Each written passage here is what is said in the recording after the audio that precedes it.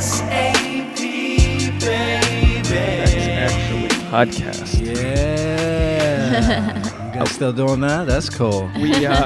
We stopped calling it Sex Actually because, first of all, it doesn't really mean anything, and second of all, people would like not want to listen because there's or even share it on their Facebooks because sex is like one of those words that like the algorithms are so conservative, you know. It used to be like Facebook was where you'd get laid. Yeah. You know, you used to get laid on it, and now Really? Who got laid on Facebook? I literally lost my virginity after Facebook came out.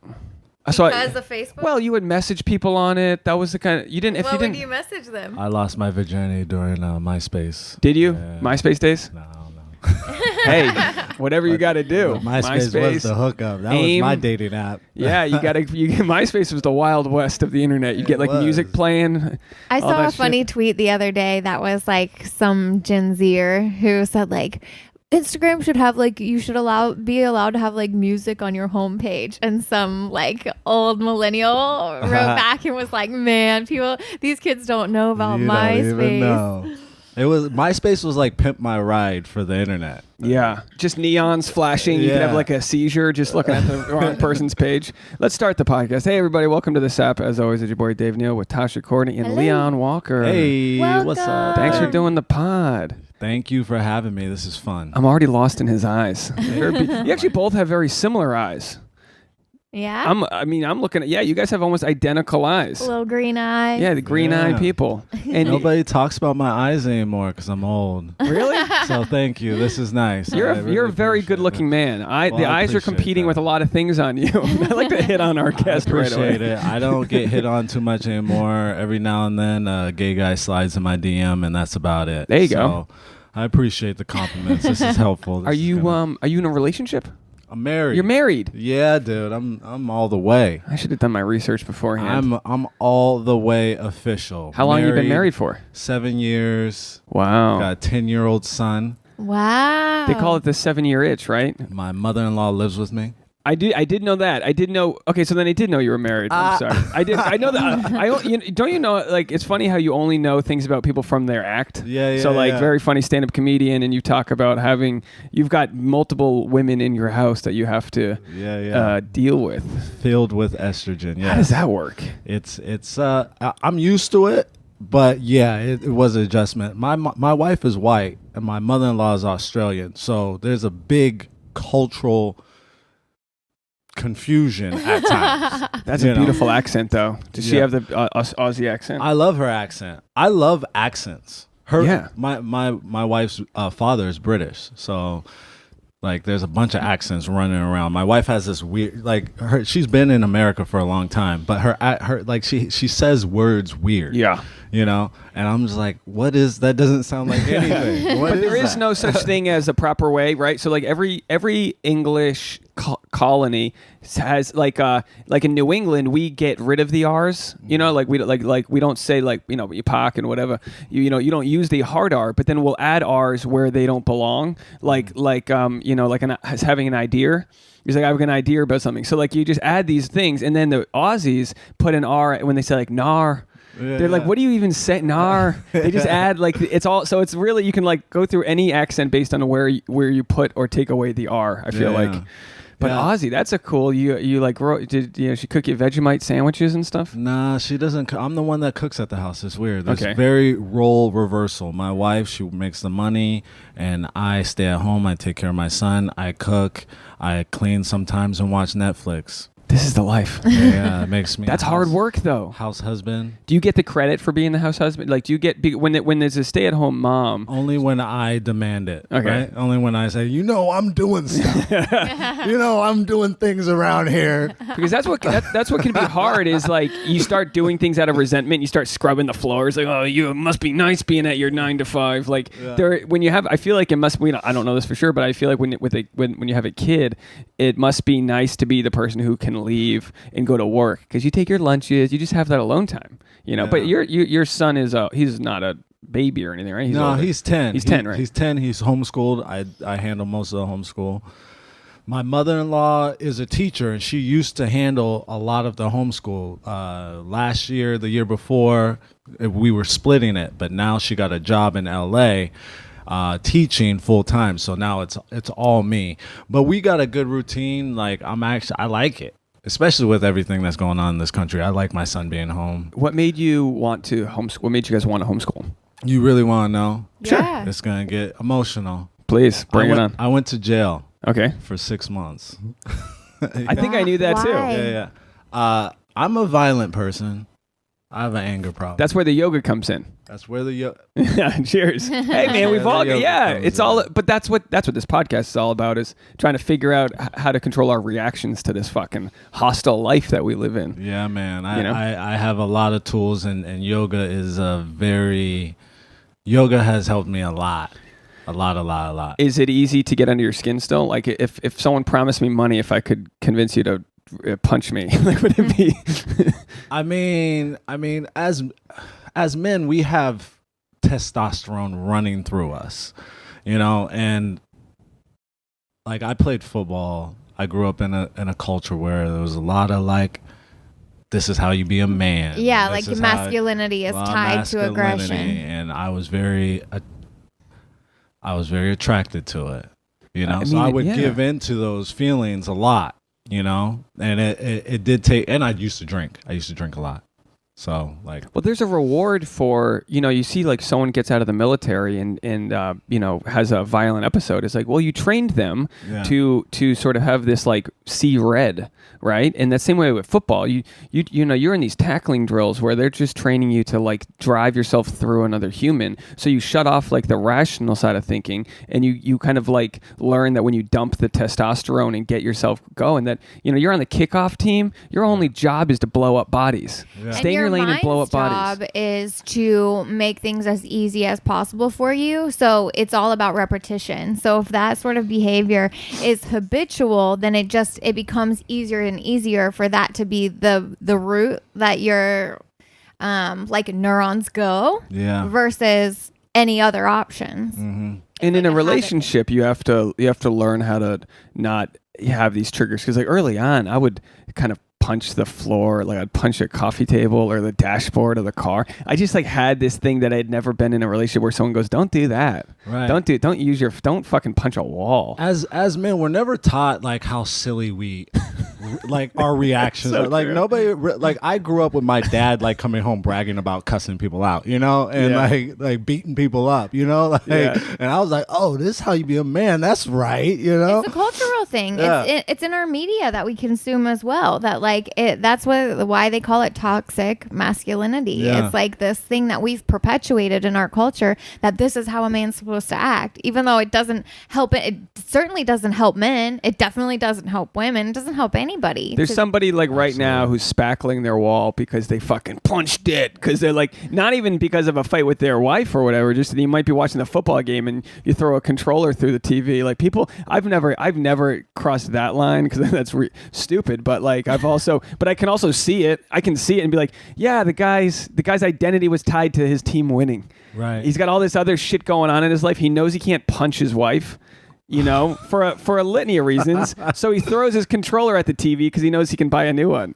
It's like so stupid, but that's, you know. Yeah, but there goes $300. What has really helped me about like since I started like really actually deal with my anger, deal with the problems that were like started to catch up to me, like in a very bad way. I went to jail, you know, for fighting, and learning the fact that anger is a high vibrating emotion.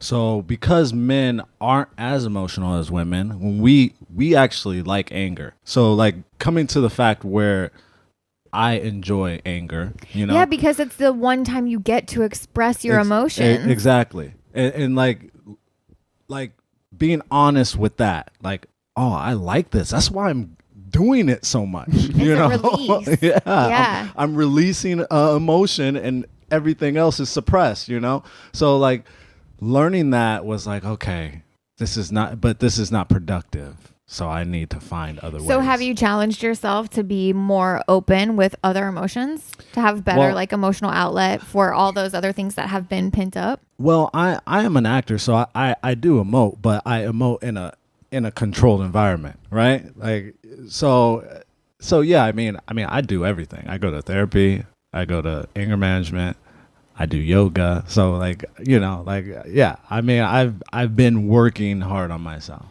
Yeah, it's funny how you have to tap into these emotions, and like if you're ever in a scene of like a domestic, I did this thing once, like I'd be like a domestic, like just yelling at somebody, and then afterwards we were just like fucking panting and out of breath. And we're like, I guess we should hug now. Like you have to like know that you can create real energies and emotions in your body just from like even pretending to feel a certain way. Yeah. But I guess the flip side of that is you can get yourself out of a bad mood by like they say like you could like laugh and smile even in a bad mood and like trick your body to like release some endorphins and like get yourself back to. So when you talk about anger being a high energy, what's like a high energy replacement? Like what gets you that release if it's not, is it working out or because I know you're big into yoga. I've been a fitness guy forever, and I played football, so I've always worked out to like feel better. What's another emotion to go to other than anger? Yeah. That's a good question. I don't really go to another emotion. Now when I feel angry, I just notice the feeling. Now instead of like giving into the emotion, I just talk my way through it. Like, so you're just less reactionary. Yeah.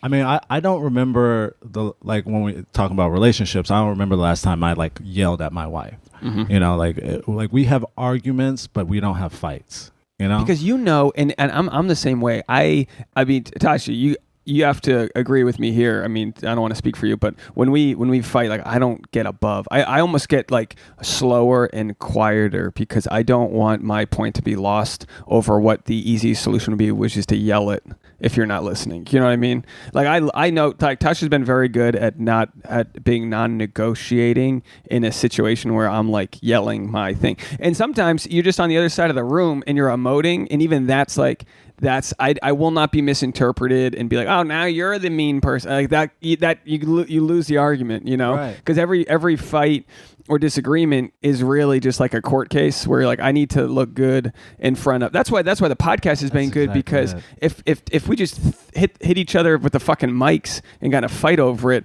the whole audience can be like, oh, you're the one who has a bad problem there. I don't want to gloss over something that you just said that I thought was really good, and a lot of experts would agree. You said, when I feel angry, I just notice the feeling. Instead of like letting myself be the feeling, I notice the feeling. Mm-hmm. And lots of experts say that the best thing you can do is say what it is you're feeling. Like you feel pent up, you're angry, but you don't know like exactly why. Well, I feel disappointed. I feel let down. I feel like things are out of my control. Putting a label on exactly the things that you're feeling is like an excellent coping mechanism, because then it becomes not like a inside thing that's part of you that's not understandable. It's like, no, it has a word, and this is the thing that everyone feels. And when you can put the label in on it, then you can figure out where it comes from. So even in Petra Kolber's book, even in the Perfection Detox, they say that like when you're feeling some sort of way, be truthful and honest. What is exactly the thing you are feeling? Right. Well, yeah. So like, Tasha, how would you take your own advice with, what would you say your biggest anger trigger is? Because I know what it is. I'm just gonna wait for you to say it. What do you mean? What makes you where is it that you feel like you can be angry and you don't think you're causing any harm? I don't know what you're when you're driving about. You're the biggest road rage driver in the world. She'll get road rage as a passenger when I'm driving. Babe, pass this guy. And I like know we're like 9 minutes ahead of our ETA. Like I'll know like we're not in a rush. I'm really good at being in that slow lane, kind of just hanging out. Oh my God, it makes me crazy. But like you're always kind of that person who wants to walk a step faster than whoever's in front of you. So you're always trying to pass people. And I don't know. I mean, it's not a bad thing, but like, do you notice your road rage? But here's the thing. You call it road rage, but I'm not actually angry. I think what it is, no, I'm serious, is just like a feeling of anxiousness. And I think you're right. Mm. I walk faster than everybody else. I hate being stuck behind somebody walking. It's like it's like an inside feeling that's and same it's a lack with of driving. Control. Well, I just feel like the safest. Okay, let me give you an example. Yesterday, a friend of mine, her baby shower was in Orange County. I was behind a motorcyclist who was not lane splitting in the fast lane. He was just kind of cruising in the fast lane, and I was stuck behind him. Was he going over 80 miles an hour? I don't know. Probably. That's a yes. I don't know. But it was irritating because it felt like I felt stuck. It felt like almost, you know, when you're driving on the freeway and you're like boxed in because you're in the fast lane and the person in front of you is not actually passing anybody. And so you've got like a car right in front of you, a car beside you, and a car behind you. To me, it feels unsafe. There's something about driving, especially in Los Angeles, that feels like a death wish every time. You want an open road. So I like to not be crammed in and stuck by cars. So when we're stuck in a lane and cars are flying by us, it feels like an accident waiting to happen. I want to be moving. I want to be in a space where there's not a lot of cars around me. It just feels safer that way. You said so many things that resonated with me. I do think the majority of the time anger is attached to anxiety. Yeah. And because we feel trapped, we feel like we don't know what to do, so this is the easiest emotion to go to. Yeah, if something's out of your control, like that's the worst feeling in the world. And it's almost like you have to figure out like baby steps of like, how can I put this back in, like, maybe not in my control, but like wrap my head around this situation so I can start to find little ways out. Right. Yeah. How do you, so with stand-up, there's a lot of anxiety that can happen because you don't know how the show's going to go, new venues, new material. I mean, it's just a racket, right? How do you ever go to anger? I don't go to anger anymore. I breathe through it. I remind myself that I am in control of my emotions and they're not in control of me. Last resort, I call my wife and vent. But I'm not. Yeah, I just choose to. We have choices. Like, right. These are our choices. We're not, and it took me a very long time to realize this, to accept this, that this is my choice. My choice is to like spaz out and act an asshole or breathe through it. And to like see it sort of long game too, with the lens of like, well, each of these choices have a consequence too. Mm-hmm. So like, which way is actually going to put me better off in the long run? Exactly. Which choice of how I handle this is going to actually make me feel better? Yeah. I mean, at its simplicity, it's just an enlightenment that you feel when you're not as reactive. It's knowing that your ego's there. You'll never get rid of the ego. It'll be there. You're still gonna have. We call it like a limbic flare. It's your limbic. We read this thing, but the limbic system and how it just kind of goes off. Our limbic systems were flaring so hard in our relationship because a lot of reasons. Once we started doing the podcast from home, it opened up a lot of like bad energy that we didn't know how to work on because my threshold for cleanliness was different than Tasha's. So what I had to learn is to like take care of a lot of things beforehand so we weren't in a rush. Like a lot of things that were good for the relationship that, when you talk about anxiety with relationships, if my chill factor's way higher than Tasha's, and I'm not saying this as in you're a bad person, Tasha. I'm saying my chill, like I could just live with the toilet bowl not being cleaned before a podcast guest comes over. That's just fine with me. I don't notice a little beard hair hanging around. That's just not, so it's like, I don't see Guilty. that. So, but if Tasha does, and then you're texting that you're at the front door and the shit's not ready, she's like, what the fuck? You have a rightful like feeling of like you're giving off the wrong message of who you are and hosting and all of that. And in a relationship, like you need to know where the other person stands because you have to live at their threshold. Yeah. And that's not easy to learn how to live at somebody else's threshold for what and I don't mean this in a way. The challenge is to not be codependent about it, not be like I need to walk on eggshells to make the other person. But it's a compromise. We're accommodating each other, right? Like we make it work so that we record the podcast at home because it's easier for both of us. This is something that's very important to us, definitely very important to you. But also like there are things about like having a clean home when people are coming over that are very important to me. So we learned I give you he spends like 20 or 30 minutes like setting up all the cords perfectly. It makes me want to strangle him because I'm like, we have an hour to get ready and there's like lots of things on our list to be done, but I let him do his cords and then we have a little powwow and we say, okay, what's still left on the list? What are the important things we need to get done? And so I give you that time and you give me my time. Yeah. Right. It's such a yes, I know all about. And if we don't all about this life, being married. I know all about it. Compromise. Like, do you?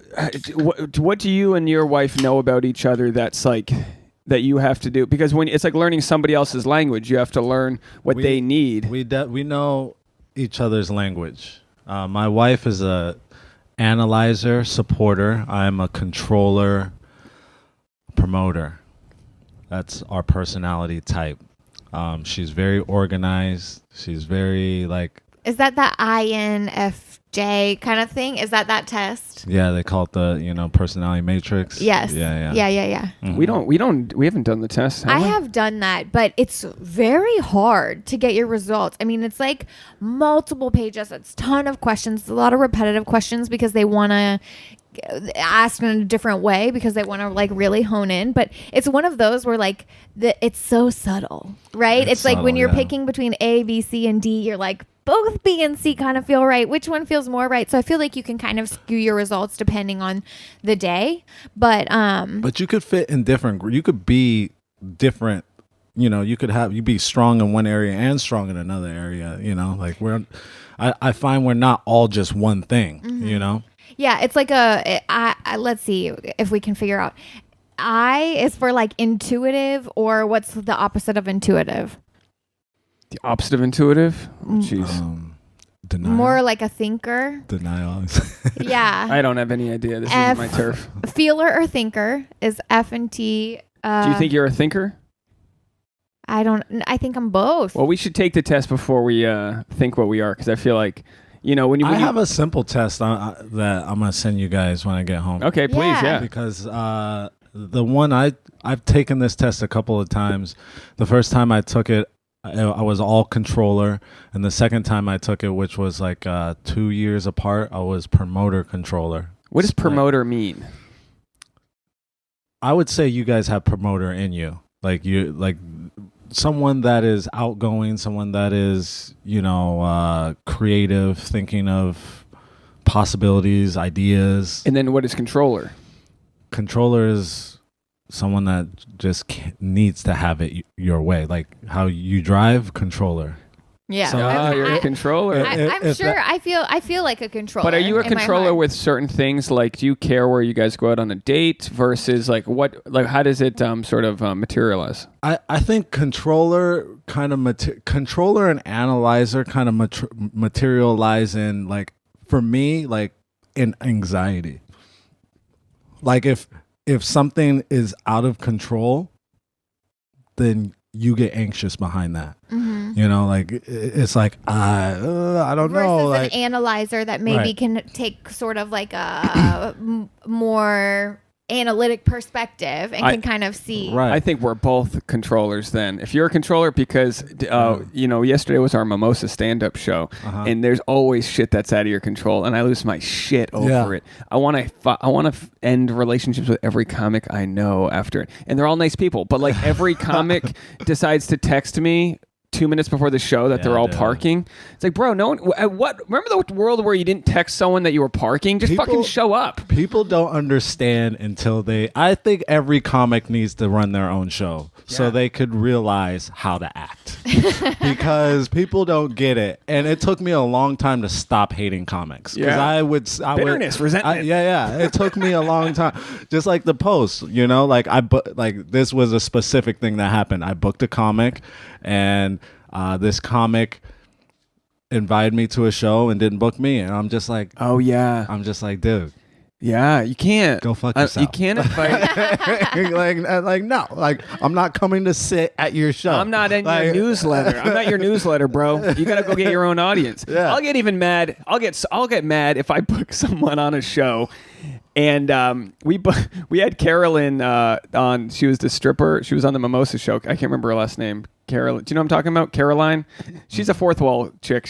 Anyway. She was on the show, and then Michelle, one of Tasha's friends, came to the show, and then the next month she was like, "Oh, we want to come. Is Caroline going to be on the show? We loved her again." And they started following each other. And I was like, "No, you don't get to follow another comic. You're my audience. You're with me." Yeah. But I was like, I should be okay with it, but there is a little tribalism that happens. And also, like, you run a show. My buddy Doug Key, who runs the Rogue Island Comedy Festival, whenever I go back to his comedy festival, I meet him like, hey man, how can I help you? I just know he's like got a million things going on. It's just wild. And then he does it like, cause you're doing 5 shows a night. So he's running around with flyers and sponsors and promos. And so for me, it's like, I'm just running a one-man act show, 11 a.m. where I'm trying to get some people there on time. And yeah, you just, so with that, with the anxiety of, I show up, Joe's not there to unlock the place yet. I'm there with 10 liters of mimosa, looking like a jackass on the sidewalk, trying to just stir some blended drinks, whatever. It's like, it's always the dumbest things, but when you can't control when people are going to show up or if they're going to flake or if they've promised that they've got some audience coming and they're not. I mean, all these things are required for a show to be successful. Yeah. And as like we talk about personality types, it sounds like you guys have some controller in you. As a controller, it's so important for me to release all the things that I think are supposed to happen. Yeah. Just to release it. And let it go. Letting go of expectations. Yes. So that you can be open to receive things as they are. Right. Because if you have these expectations of how something is supposed to be, you're not appreciative of what's going on in the moment. And you're not adaptable. That's like every wedding planner who's just like, they got 2 walkie-talkies and they're yelling at somebody. How do you release control of the expectation but also put on a good show? Because you can't release control. You know what I mean? You have to be a controller to kind of make that shit happen to a point. And then at what point are you like, fuck it, this is what's going to happen? Well, short answer, faith. Faith. Interesting. Short answer. My short answer is faith.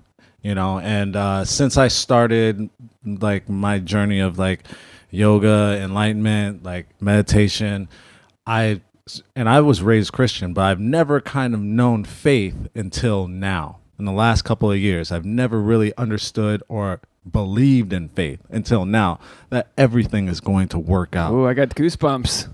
Yeah, that's so important. Well, it's important to remember that you have a destination in mind, but there's a million ways to get there. The journey looks different for everybody. And being a controller doesn't necessarily make you more apt to succeed.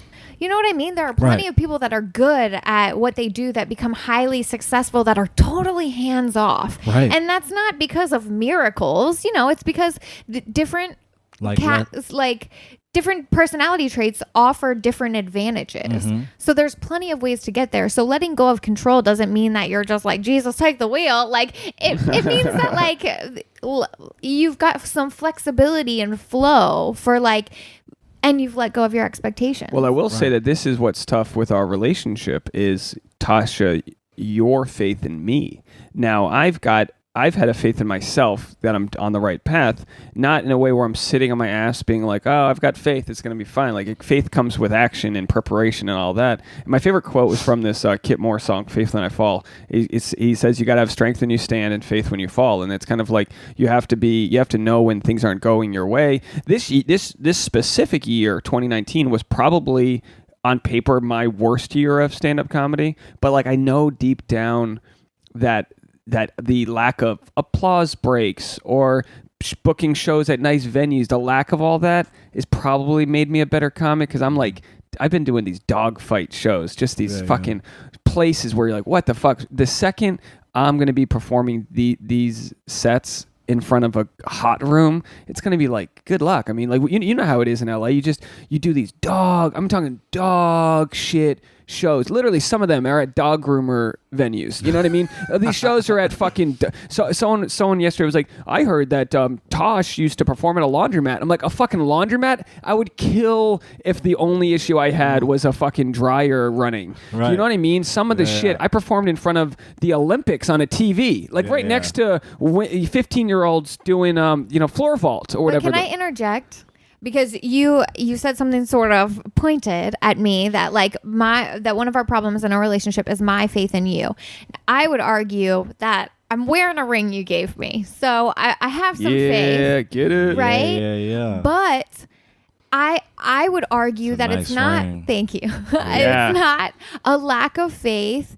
It is just that I want for you to be flexible and adaptable, like we're already talking about. And I want to use Heather McMahon as an example. And if anybody who listens to this podcast doesn't know Heather McMahon, she's hysterical. I found her because someone at one of the fashion companies I work for said that she had a hilarious Instagram and she was always Have you heard of doing her before? I Instagram hadn't either. stories. She's like selling All at right, theaters. so hold on. Really? Yeah, she's a comic. But yeah, she was like an actress, but one of her shows got canceled and her dad was really sick with cancer. I think he ended up dying. So she moved home to South Carolina, I think. I hope I'm not horribly butchering this, to be with her mom.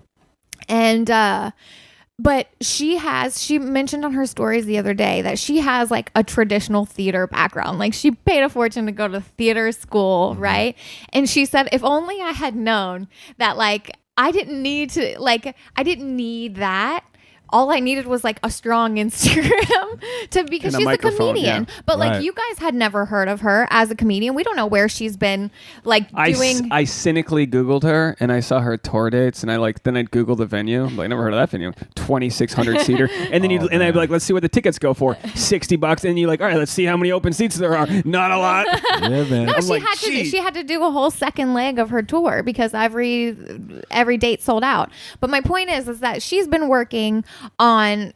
She's a stand-up. I'm sure she's been doing this for 10 years. Like she's got pictures from a more, decade yeah. ago, right? Like she's been working on this stuff for a long time, and her path was probably not the path that she imagined. Did she think that she was just gonna like blow up from sassy stories on Instagram and now be selling out tour dates? Like, no. So that's what I want to challenge you to do, is to not be too married to your idea of what your path to success looks like, and to be open to following the breadcrumbs. Be open to seeing things that are working well and like and picking up on those, receiving those little blessings and running with those. For sure. Your guys' relationship is so amazing. And I think it's because like my wife is a nurse. She's totally out of the industry. I would love to get some opinion on what the fuck I'm doing. A lot of times I'm like,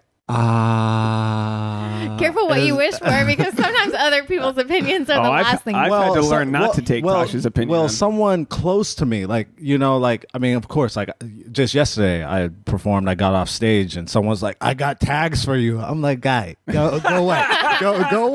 Go away. Leave me alone. But like someone close to you, someone that kind of like sees what's clicking, what's not clicking. A lot of times I feel like I don't have that. So I'll be out there for you. I will guard my tag opportunities very closely. I'm the opposite of that guy. I'm like, I'm like, look, that's a great. I like lead with so much love because I'm like, don't think that I've got anything that you don't. But like, what if this is take it, leave it, and then I just like walk away like the worst salesman of all time. Like, I don't want to hurt and sell you. I'm just that way. I got a fight with my buddy Channing. If you're listening, Channing, you don't even know this. You don't even know I'm mad at you right now. But I texted an idea to him and a buddy. We're in this group chat, and he goes, I don't like it. ... 2 dots. I don't like it. That was his fucking answer. I was like, I want to burn your fucking house down right now. I'm so fucking mad. You don't like it? But that wasn't the end of the paragraph. It was like something he came back with, like a what if blah. It's like, a yes and, but it wasn't really a yes and. No. It was a no and. And he's an improviser. And you know Chaney. He's been on the show. Yeah. Chaney's a buddy of mine, and we're like so close. Chaney and we're brothers. We're so close. But I was like, I will strangle you if that's the way you think. Like the balls. I could never respond to something I don't like it. Mm-hmm. I'd be like, okay, explain this, flesh it. Like I'd be like, I'm just so baffled that we all speak the same English language. You know what you would do? I can tell you what you would do. You would listen to what this person says. They would try and keep talking to explain their idea, and then you would interrupt them and tell them how that can't work. That's your style. Well, logistically, maybe that might be the controller and me being like, we can't do that. But anyway, Chaney, we're collaborating. We're editing projects together. We're doing and talk about breadcrumbs. This new project we're doing has done pretty well online. Hollywood Posers, and like we know that there's going to be I can see it on the TV before, you know what I mean? Like, you just know when you're making something that's good and there's love involved. We talk about like love being like the main sort of like thing you plow forward with, because when you have the love and the skill to do what you're doing, you're going to get that success. Unfortunately, what we deal with stand-up comedy is we're giving our love to like industry. We're not giving it to human, to people that are really getting it necessarily, until it's almost like you perform in front of your like echo chamber of other comics and industry people until one day you don't. And then I feel like the comics that get the success then build the fans that come and really appreciate them. Then you start charging $60. If we went to your friend Heather McDonald, whatever her name is, McMahon, if we went to her show and we paid $60 to sit there and go to and dress up maybe at a nice theater, you're gonna just like be on the edge of your seat with everything she's saying. Meanwhile, I'm over here on the couch being like, "Hey, honey, what do you think about this bit?" And you're like, "Leave me alone." And I totally get it. It's about like just. We're pushing through. The screenwriter can just be at home thinking he's got gold and then edit it and this and that and then release it. We're out there failing in front of people, and it just takes swift kick in the balls to your confidence. I also feel like we do have gold. Sometimes it's just not in front of the right people. Yeah. Like you think about our bubbles. Like we like if you look at Google Maps, like your weekly points of where you go a week, it's the same, right? We have the same bubble, right? So if like something's not working for you in your bubble, what if you stepped outside of your bubble, right? What if you got in front of other people? Think that one shift could change everything. Yeah, you're so right about that. I think that's the good part about like social media, YouTube, all these things that we're doing, but it is complicated. But that is the good part. Like you can, essentially like hashtag and like get into another bubble or whatever, or find something that works. But it's like finding that, like that's the roadmap, because we all have a story. We all have a story that resonates with somebody or some group of people, right? And it's just finding that group of people or finding that perfect way of telling that story for people to be like, yes, like I need this. You don't need the whole world to love you. No. You need like a small percentage to have a very successful career. I mean, the person that you're talking about is a great example. I don't know who that is, and she is fine. She's got an army. Right? Yeah, she's killing it. Tasha's done a really good job. So real quick, her Instagram took off probably 4 or 5 years ago. She had, when we started dating, no one. She had photos of like scenery and shit. Someone this beautiful was taking photos of like rose bushes. The fuck is this shit? Then she gets tapped in and she does, because she's a model, she's a working model, but her Instagram, her social media was boom, non-existent. And then you went from 0 to 80,000, boom, like that. Then for like 2 or 3 years, you were just like, fuck this bullshit. It was annoying, this and that. And now you've taken back control over what you want to post, I feel like, and you're taking control over doing it in a way that you're doing it with love again, not like because you have to. And I would say it's been very successful for you. Yeah, it's funny how, and I would say that a big part of that was like detaching from. It's so funny because Instagram just took away likes, right? You might still have likes. Dave still has likes. But they've been rolling out over the past few months, first in Europe and now it's in the US. They're slowly rolling out, removing likes from people's Instagram experience. So when I look at Instagram now and I look at like the feed, it will say like, so-and-so and others like this post. It doesn't say how many likes somebody has, or it'll say so-and-so and thousands of others, or so-and-so and millions of others. So those are the benchmarks. Others, thousands, millions. Wow, that's interesting. Yeah. And on my own page, it shows that too. Now on my own page, I can click it and it will show me how many likes I have, but I can't click others and see how many likes they have. It'll just show like a list of likers.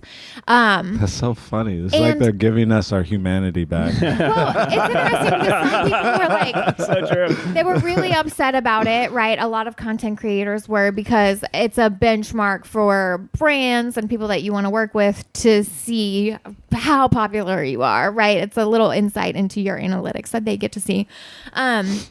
But someone asked me, like, how do you feel about it? I'm not that mad. It's okay. A big part of me kind of taking back Instagram within this past year was just being okay with posting something and it only getting 250 likes.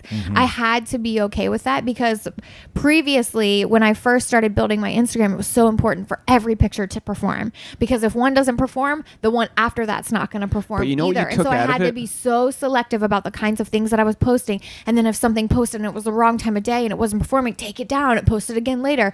And it was too stressful. I was too attached to the result. And once I stepped back and said, you know what? This is my thing. I'm going to post pictures of me and Dave, and I don't care if I lose 200 followers. The audience is like, fuck this shit. Yeah. I'm going to post pictures of me in long conservative dresses doing a fun activity. And I've got to be okay with like the titty boys not wanting to like the picture.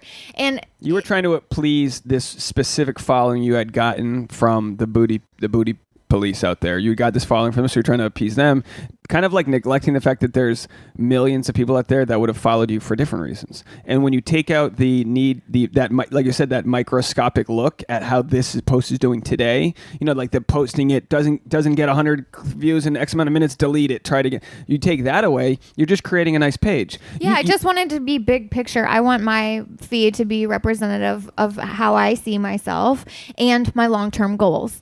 And I love posting about fashion. I love posting about travel. I love posting about health. I like posting about beauty. And so I'm just going to post those things. And it doesn't matter if my like majority male following, if it resonates with them. I'm putting out feelers for people who do appreciate me for me. I want to give them the opportunity to find me and like and see I'm in their wheelhouse. Yeah. When they come to my page. I totally appreciate that. I don't really get the Instagram. But I don't try.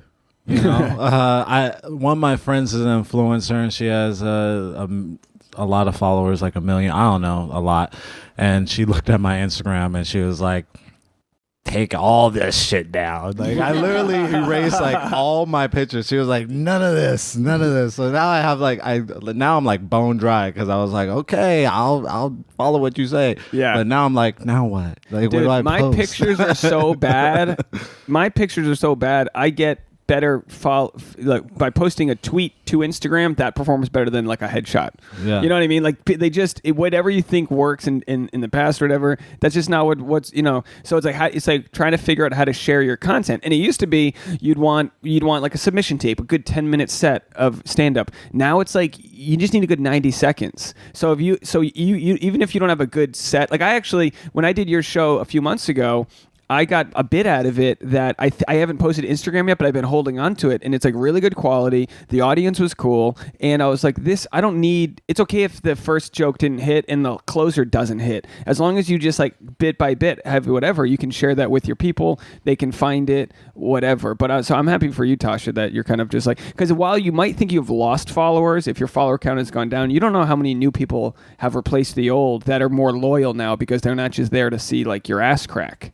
Well, it's some detachment. That's really what I credit to like enjoying Instagram again, is just having some detachment from the result. I don't know what's going to come of it, but I'm just going to keep doing things that feel authentic to me and hope for the best. Those are the people that are most successful online, are people who are their authentic selves. Can I ask, have you got on stage?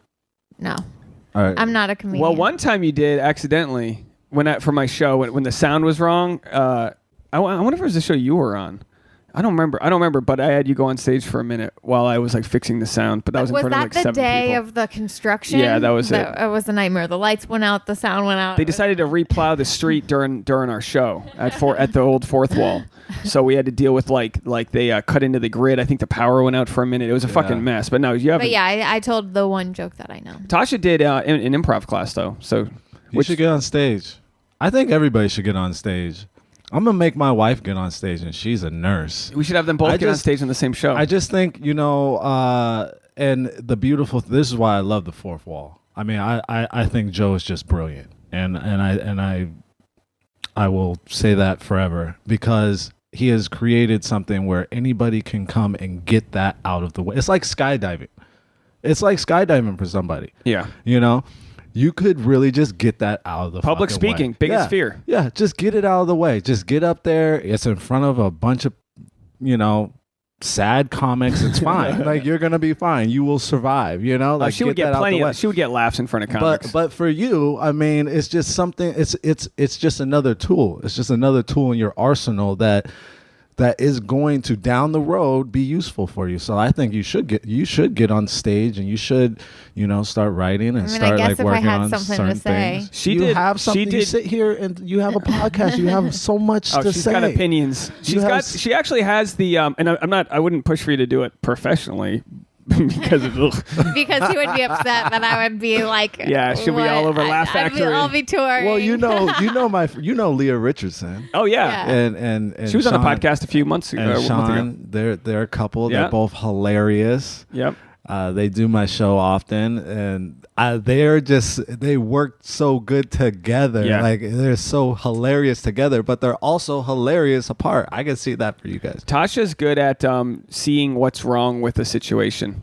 You're kind of irreverent. When we've been talking about this bug zapper racket that we had, you were like pissed off at it because you're good at like finding weird things that piss you off, and I think that's kind of part of stand up is like finding just shit that's like not like, why does this happen? Why does this happen this way? And but also, I just imagine like going fully gray within 2 months if I decided to try and go on. Yeah, stage. she did improv in her Improv 101 class, and she broke down before her set, and then she got a lot of laughs. She got a lot of laughs during the scene that they did, but you did have a pretty solid meltdown. Probably the biggest meltdown I've seen. This is great. Go ahead, tell me more. And I was the one who pushed her to take the class. I was like, you should take this class.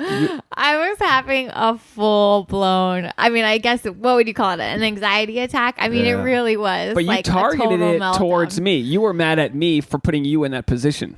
It was the worst. I was crying in the car on the way to the show. Awesome. That's great. Isn't that a fun feeling? Isn't that a fun feeling? That was the worst. Listen, I used to have extreme anxiety when I started. Well, I still have anxiety, but I do a lot of things to help my anxiety. But my anxiety used to be so extreme. My first 2 years of comedy, I used to be curled up on my couch, hugging my dog for an hour before my show. Wow. It was a real thing. And I still but now just like with the anger, it's a notice moment. I was like, oh shit, my palms are sweaty. Oh fuck, my heart is beating. I'm going to war. Oh my God. Was it like a before football game? Was it similar? No. Like the fight, like it's so different. Like when I played football, number one, I had a helmet on. Mm-hmm. That helmet protected me from other people's you were strapped judgments and looks. Yeah, Nobody it's like wearing a mask. Me. Yeah, it was like wearing a mask. And I got to like focus my anger and like, so it was a total different thing. Stand up is like you're up there naked. Yeah, it's very vulnerable. Yeah. I noticed that. Well, I've always felt like I am not a very good actress because I don't like vulnerability. So it's hard to like come up and actually unmask and show like true and vulnerable emotions. And that's one of the reasons I don't like acting. But you're a great actor. Thank you. I appreciate that. The fact that you think you're not is like weird.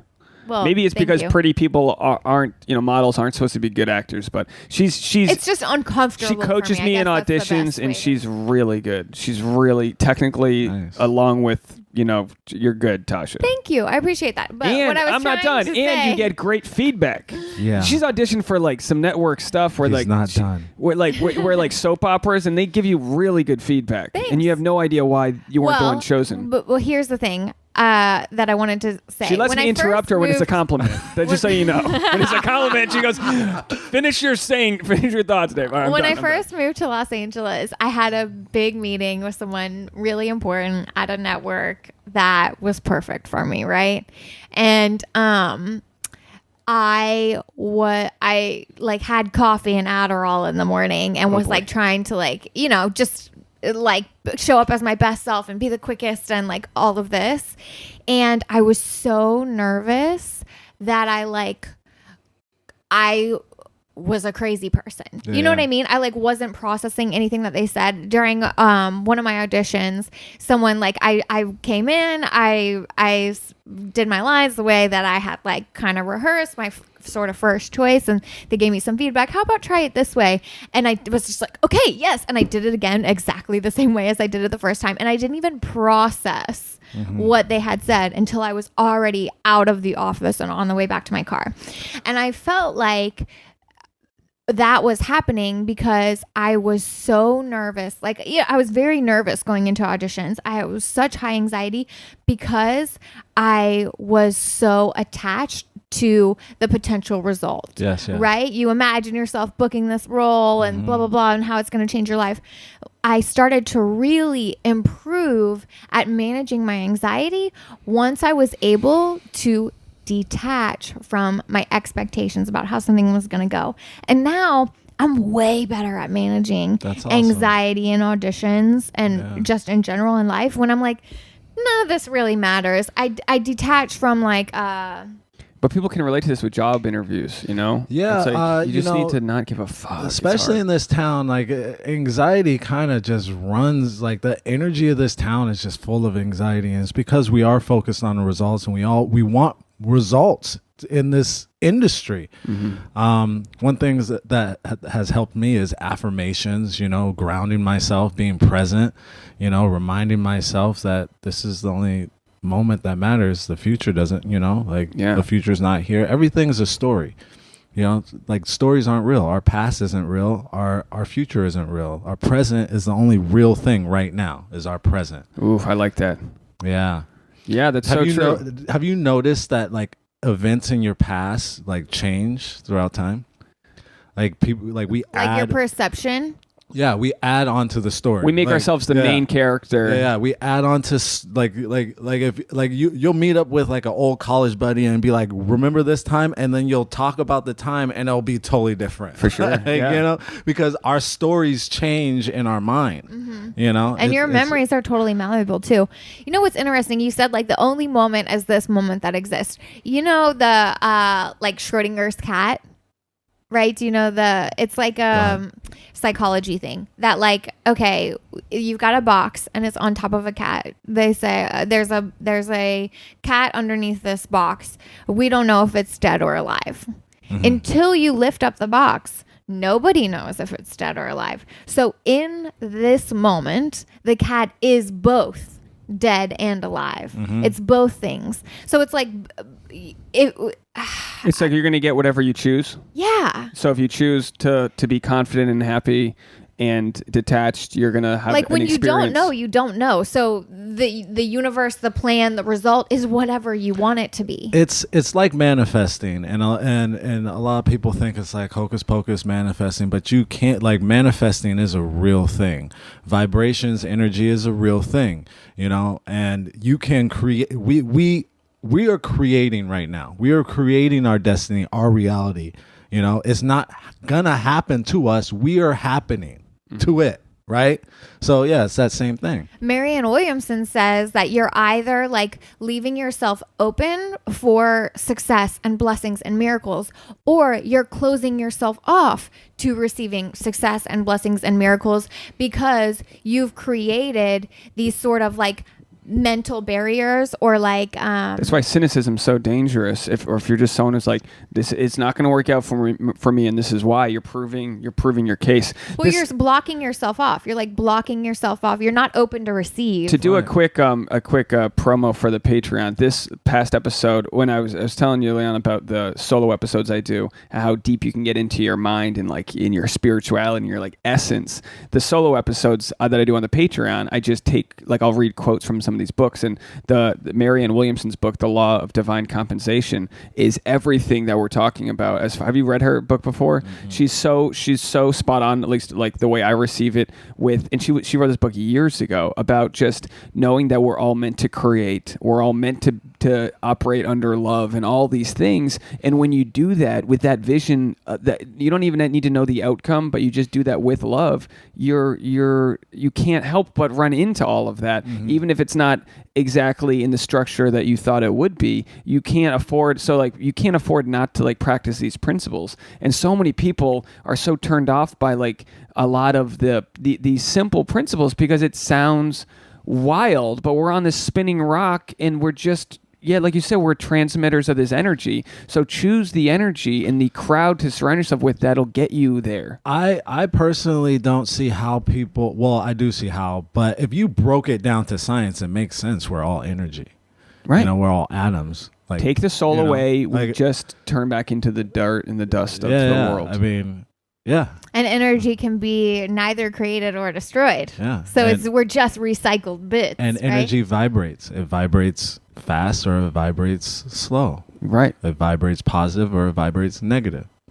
And the best energy is when you pursue something that you love. Yeah, which is science. It's science, folks. Yeah, you're so right. And I know we got to wrap up and get out of here, but you're the perfect guest for us to talk to about all this because you're a good example. You're not some guy who's like, we've got friends that were just dealt a good hand. They grew up in wealth and they you just have to wish upon it. Like you've served time. You've worked hard on yourself. You've changed your own chemistry, and I think we have as well changed our own chemistry. Own trajectory. Yeah. Right. So it's pretty wild to see where you come from and where you're headed just by knowing that you are in control. You are in control of all of your reactions and all of the best foot forward that you can put out every day. And also knowing that like it's easy for me to have to do the podcast, the solo episodes, patreon.com/thesap. It's easy for me to do that with a giant cup of coffee, but when that coffee wears off, where's my head at? Right. How am I in my tired moments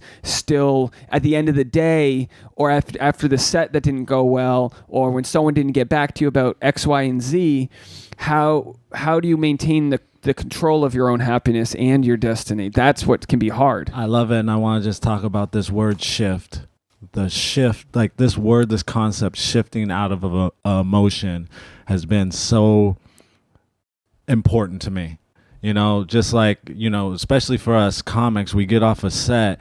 Like I would get off a stage from a bad set and that would last for a month of that feeling of just like misery, right? And shifting out of an emotion and knowing that everything is working towards the greater good, everything is working towards my perfection rather than everything is working towards my destruction. But my mentality used to be everything is working towards my destruction. The world is against me. Like that negative vibrating emotion that was running through me for whatever reason, how I was raised. There's all these variables. But that creates your reality. Right. That creates your reality. Here we go again vibe.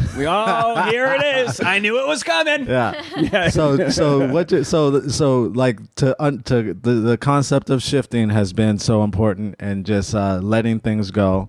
Yoga, like the community of yoga has taught me this, letting things go, breathing, releasing, things and not holding them in our body. Because we do hold emotions in our body, especially men, because we don't ever let shit go. Yep. That's so great. Yeah, shift. So we need to consciously just be thinking about how we're feeling about something and knowing and like in touch. I wasn't trying to target you about your lack of faith in me. I do know you have faith in me. You did say yes. We got engaged like a month and a half ago. So we're congratulations, we're man. Engagement. Thanks. Yeah, we're it's fresh. about to get real. So I do know you have a faith in me. We need to both do a job of like upping the ante with our faith that everything's working out. Yeah. We have some big things cooking, my man. That's right. Big things. Like we're pitching ideas to like big. But that's our challenge to each other, and I think we kind of struggle to do this every day. Like this morning, I was pitching. I have this killer idea that I got yesterday, and sometimes it's so hard. Like you were saying, you have those like shower thoughts, like these light bulb moments of inspiration, and then by the time you get to like setting out your game plan or telling it to somebody else, you've already talked yourself off the ledge. You know what I mean? Like you've already figured out, you've come up with all these excuses why it can't work, why it won't work, and then you feel bad about it and you don't even want to try. It's so hard to hold on to those moments of faith and inspiration. And so this morning I was telling him about this idea that I've got, and I started talking and you started to interject with like Limitations? a limitation, exactly, a limitation, a challenge. And I said, no, just shut up for a second, because I got to say the whole pitch. I got to get you on board, and then we can talk about logistics. But like, and my limitation was money, and I had to start thinking about it in a way that this wouldn't be a bad thing for our careers. It would be a good thing. And versus like, sometimes I'll be like, well, I'm going to miss a day's worth of work. It's like, bro, you can't afford not to miss that work. You got so much better out there, and I'm trying my best to operate under the idea of don't rent out your time. So it's about doing things like you with your podcast, which your voice is so amazing that you need to really make it weekly and really get your ass in there, because you've got this message to give to others, and it's not renting out your time, because so much will come from that, because you'll be building a fan base that's not like built on somebody else's audience. Right.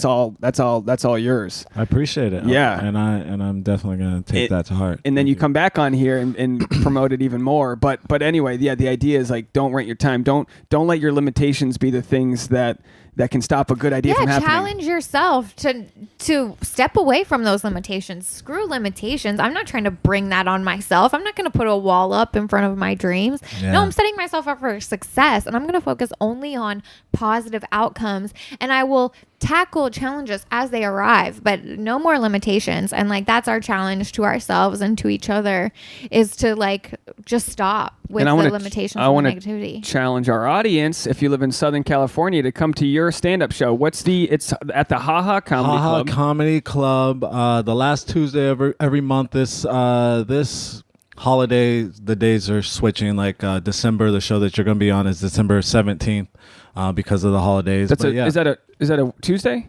That's a Tuesday too. So December 17th is a Tuesday. I'm doing your show, and and I'll promote it again on the podcast. But anyone who's listening remotely in the Southern California area, you got to make it to this show. You always have a good lineup. I don't want to burn your joke, but your favorite. You do this joke. It is so fucking good. Where you go, it's your student film. It's your student film joke. Yeah. Go. It's so do it. You want me to ruin it? Yeah. It's hard. I mean, your word efficiency is going to be so much better. But he's like, why can't he? I already burned it by saying what kind of joke it was. But he's like, yeah, I'm an actor. I've been doing big things. How does it go? Fuck, man. Like people recognize me. This kid, came up to me the other day. He was like, man, what I see you in? I was like, oh, you fuck with student films. That's that joke hit so hard in Los Angeles. You fuck with student films. That's right. I burned it by saying the student film part at the beginning. And then people can find you at Yoga Leroy Got Jokes on Instagram. Right. I brought some gifts for you guys. Oh, thank you. Here's my yoga drip line. You look like you do yoga. Even if you don't, you still look like it. And she fucks with some yoga. That's good enough. I got you as well. Oh, look at you, man. The Yoga Leroy tank top that I'm wearing right here. Oh, that's a nice tank top. Yeah. And you, sir, you got the Yoga Leroy t-shirt. Yes, sir. Thank you so much. Where can people buy these online? Where are these at? That's yogaleroy.com. You can get I got sweatshirts. I got all of it. Man. Oh my God. Yogaleroy.com. So we got to have you back on because we just burnt through an hour, and I feel like, as always happens with our guest, you helped us work through our problems. We didn't even break the surface of what you got going on in life. But, I love it, man. Don't worry about me. I'm doing yoga. I'm meditating. I'm in all the therapies. It's nice to know that you're not just working hard on yourself, but like you're sharing your message. So like this should be an inspiration for everyone out there to get, that we've all got the choices to make daily to get our shit together and just lead with love and all that. So thanks so much for doing the show again. It's at Yoga Leroy Got Jokes on Instagram. We'll take a photo. Right. We'll post it, and come back anytime. And then December 17th is that? Did I get that right? December 17th is the show we're doing at the HaHa Comedy Club in North Hollywood. It's really good. It's probably the best comedy club in the Valley out there. It's awesome. Yeah. And awesome. Well, thanks again for doing the show. I appreciate it. This has been a lot of fun. Thanks, guys. Bye, everybody. Bye. Awesome. Let's take a quick photo. What'd you think, folks? Not a bad one. I know. We're killing it these days. I hope you enjoyed our chat with Leon Walker. If you need more content, I know what you're thinking. I need more content. I still got a long drive.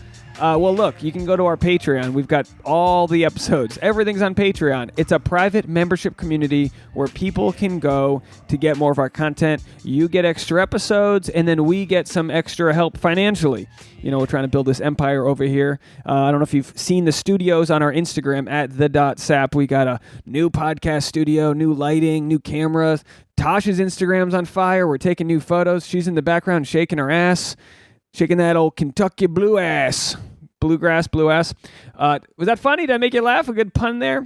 Anyway, folks, patreon.com. That's patreon.com/thesap, THESAP. And you can get all of our solo episodes, our CarCast episodes. We got about 40 plus hours of content on there. It's a monthly subscription, but like I said, the money goes right back into the creators. That's Tasha and myself helping us build this empire. This week, I talked about Marianne Williamson's book, The Law of Divine Compensation. I know I've been talking about it before, but some of the quotes from this book just shake my soul. I mean, they really get me to a place of, you just don't know what you're missing in your life until someone smacks you upside the head with it. Light is the greatest disinfectant. We are all flawed humans searching for better happiness in our life. So we need to listen to some people and get some different perspective on our own blockages, on how we can accept more wealth and creativity and love into our life. We'll be better dads, brothers, sisters, sons, whatever, non-binary soulmates, whatever it is. We're going to be better for the work that we're doing. And that's what's so interesting about like our chat today with Leon is, yeah, he's a super funny comedian. I like to think I am as well. But, in the end, all we wanted to do is talk about ways we can kind of keep our heads straight and inspiring each other. And that's kind of what these chats are all about, is inspiring each other to be the best version of who we are. Are you the best version of who you need to be? Are you working towards your goals? Let me know. Write in sexactuallypodcast@gmail.com. Let me know what you're working on. I know we already got some Patreon messages from that solo episode of people saying, hey, this is what I needed right now. Hey, folks, I'm not some lifeguard in the tower telling you you're sinking. I'm out there swimming with you saying, hey, the currents are rough. Let's swim with the energy. Let's swim with the love. As Tasha says, let's follow our breadcrumbs. She likes to make everything carbohydrate based. Follow your gluten-free breadcrumbs.